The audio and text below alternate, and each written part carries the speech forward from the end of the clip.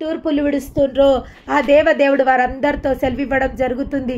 అవును, మీరు ఆశ కలిగి ఈరోజు చేస్తాడేమో దేవుడు, రేపు చేస్తాడేమో, ఈరోజు నా జీవితాలలో మార్పు వస్తుందో, రేపు నా జీవితంలో మార్పు వస్తుందో అని ఎవరెవరైతే విసికి వేసారిపోయినరో వారందరితో దేవదేవుడు ఈరోజు మాట్లాడడం జరుగుతుంది. అవును అమ్మా, నీ శక్తిని బట్టి, నీ బలముని బట్టి ఇప్పటి వరకు నువ్వు ప్రయత్నం చేసినవు.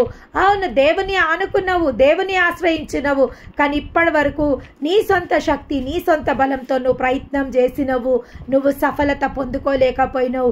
కానీ ఈరోజు రాత్రి దేవదేవుడు మాట ఇవ్వడం జరుగుతుంది. నీ కన్నులలో నుండి ప్రతి బాష్ప బిందువులని నేను తుడవబోతున్నా. దేవుని నామానికి మహిమ కలుగును గాక. దేని విషయంలో నువ్వు అంగలారుస్తున్నావో, దేని విషయంలో నువ్వు రోధిస్తున్నావో, దేని విషయంలో నువ్వు చింతిస్తున్నావో, నీ చింత యావత్తు నాపై మోపు. నీ యొక్క ఉద్దేశములని నేను సఫలపరచబోతున్నా. దేవుని నామానికి మహిమ కలుగును గాక. నిరుత్సాహ నిస్పృహలతో నా ప్రతి ఒక్కరితో దేవదేవుడు మాట్లాడుతుండు.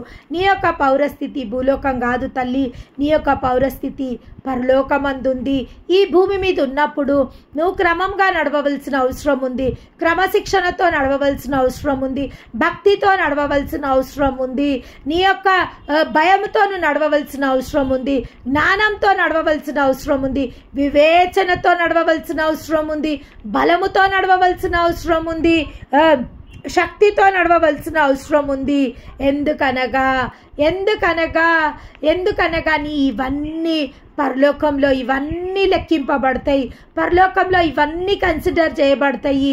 ఎందుకంటే ఈ యొక్క యాత్ర నువ్వు జయకరంగా ముగించినప్పుడు నువ్వు భూలోకంలో కళ్ళు మూస్తే పరలోకంలో కళ్ళు తెరవబడతాయి.